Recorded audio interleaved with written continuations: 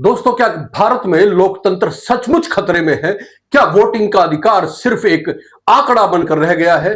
क्या चुनाव आयोग जैसा संवैधानिक संस्थान जिसे निष्पक्षता और पारदर्शिता की मिसाल माना जाता था, अब सत्ताधारी दल का हथियार बन गया है? और सबसे बड़ा सवाल यह है, अगर राहुल गांधी जैसे नेता खुले आम संसद के बाहर खड़े होकर कहते हैं कि चुनाव आयोग ने कर्नाटक में वोटर लिस्ट में गड़बड़ी की है, हजारों बोगस वोटरों के नाम जोड़े गए हैं, तो क्या हम इसे यूं ही नजरअंदाज कर सकते हैं?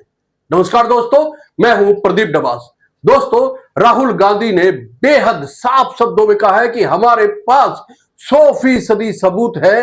एक ही सीट पर 50, 60, 65 साल के हजारों नए वोटर लिस्ट में जोड़े गए हैं और 18 साल से ऊपर के असली वोटर के नाम लिस्ट से काट दिए गए। ये बयान कोई आम सभा में नहीं दिए गए, ना ही ये कोई चुनावी जुमला था। ये बात उन्होंने भारत की संसद के बाहर मीडिया के सामने प्रेस को संबोधित करते हुए कही। उन्होंने चुनाव आयोग को सीधा संदेश दिया, अगर आपको लगता है कि आप इससे बच निकलेंगे तो आप गलत फहमी में हैं, हम आपको छोड़ेंगे नहीं, ये राहुल गांधी कहते हैं। देखिए, ये बहुत सीरियस मैटर है। Election commission is not functioning as the election commission of India. Today they made some statement, this is complete nonsense, right? The fact of the matter is that election commission is not doing its job. Now we have concrete 100% proof of election commission allowing cheating in a seat in Karnataka. Not 90%. When we decide to show it to you, it is 100% proof. Okay? And we just looked at one constituency and we found this. And I'm absolutely convinced that constituency after constituency, this is the drama that is taking place. Okay? Thousands and thousands of new voters. New voters. How old are they? 50, 45, 60, 65. New voters. Thousands and thousands and thousands, one constituency. Karnataka ki yes. And this is one thing, right? Voter deletion, voter addition, new voters who are 18, who are way above 18. So we have caught them. Okay, and I want to send a message to Election Commission. Yes, sir. If you think you're going to get away with this, if your officers think you're going to get away with this, you're mistaken. You're not going to get away with it. Because we are going to come for you. अब सवाल उठता है, क्या राहुल गांधी का ये आरोप राजनीति से प्रेरित है या इसके पीछे कोई ठोस आधार है? अगर सचमुच ऐसा हुआ है तो इसका मतलब क्या है?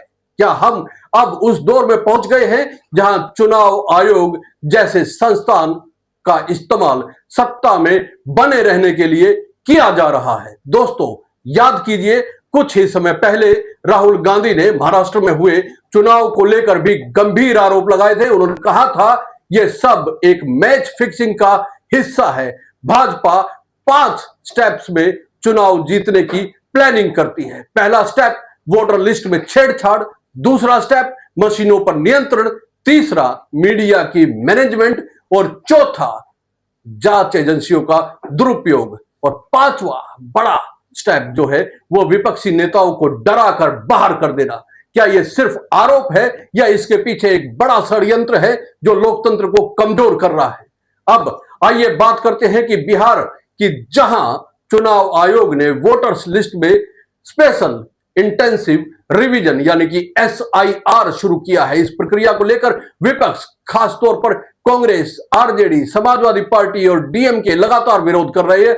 आरोप है कि पिछड़े वर्गों, दलित और अल्पसंख्यकों के वोटर ID जानबूझकर कैंसिल किए जा रहे हैं। लोकसभा और राज्यसभा में इसी मुद्दे पर हंगामा हो रहा है। सिर्फ 12 मिनट के लिए लोकसभा चली और फिर स्थगित हो गई। सवाल उठता है, क्या देश की संसद अब सिर्फ एक दिखावा बनकर रह गई है?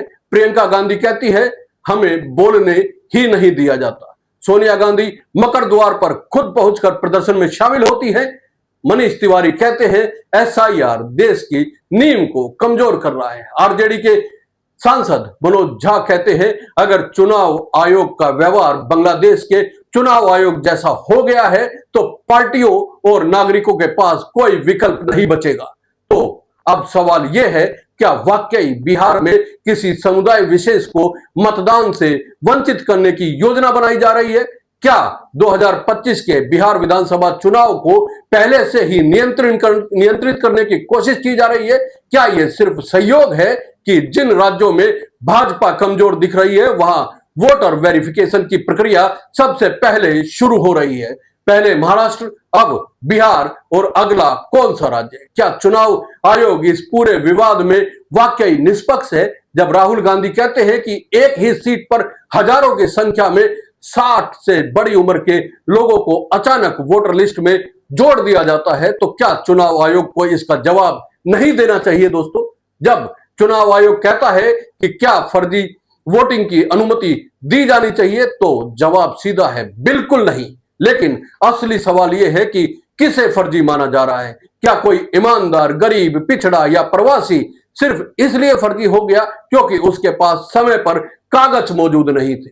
जेडीयू के सांसद गिरधारी यादव तक कह रहे हैं कि उन्हें दस्तावेज जुटाने में समय लग रहा है। सोचिए, जब एक सांसद को मुश्किल हो रही है तो आम आदमी का क्या हाल होगा? राहुल गांधी इस पूरी प्रक्रिया को लोकतंत्र की हत्या बता रहे हैं। वे चुनाव आयोग के पीछे पड़ जाने की बात कह रहे हैं। लेकिन सवाल यह है कि क्या वाकई कुछ बदलेगा?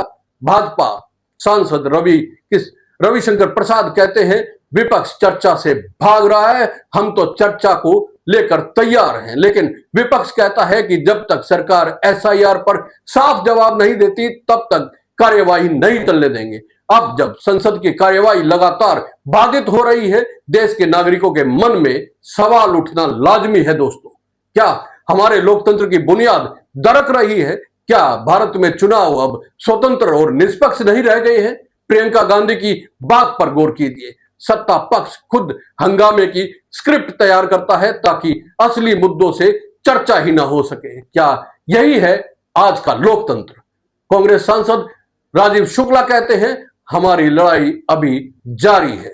हम नहीं मानते कि लोग वोट देने से वंचित होंगे, लेकिन क्या ये आशा भर है या कोई ठोस योजना भी इस लड़ाई को जीतने की है?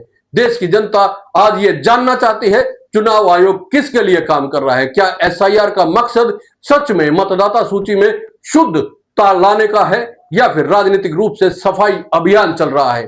क्या ईसी सच में निष्पक्ष है या अब वह इलेक्शन मैनेजमेंट बॉडी बन गया है? और सबसे बड़ा सवाल दोस्तों यह है, अगर चुनाव आयोग सवालों के घेरे में है, अगर संसद में विपक्ष की आवाज को दबाया जा रहा है, अगर संविधान के प्रावधानों को ताक पर रखा जा रहा है, तो क्या हम अब भी लोकतंत्र में चल रहे हैं या उसकी एक मात्र परछाई में?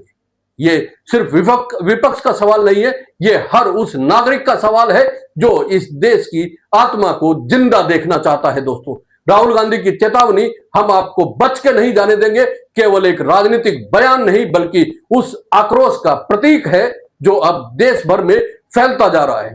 अब देखना यह है कि क्या देश की संस्थाएं अपने संवैधानिक कर्तव्यों की ओर लौटेगी या सत्ता के नीचे दबकर सिर्फ दिखावे की लोकतांत्रिक व्यवस्था बनकर रह जाएगी। जवाब सिर्फ समय देगा, लेकिन सवाल अभी से उठने शुरू हो गए हैं और ये सवाल जितने तीखे हैं उतना ही जरूरी है इनका जवाब ढूंढना। इस पूरे मुद्दे पर आपका क्या मानना है दोस्तों, कमेंट करके जरूर बताइए।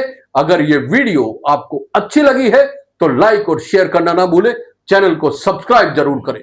बहुत बहुत धन्यवाद। जय हिंद।